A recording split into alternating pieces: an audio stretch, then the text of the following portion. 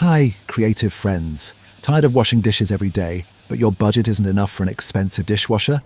Don't worry. Today I'm doing a crazy experiment. I'm going to build my own automatic dishwasher using only scrap materials and simple components I found around the workshop.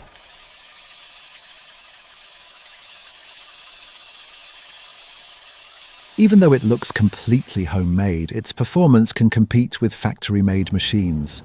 No more wet hands after every meal. Turning scrap materials into useful technology that can really help with daily household chores.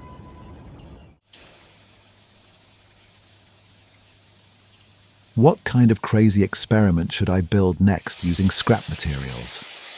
Drop your ideas in the comments and don't forget to follow and share Usman Targan channel to see the results of future projects.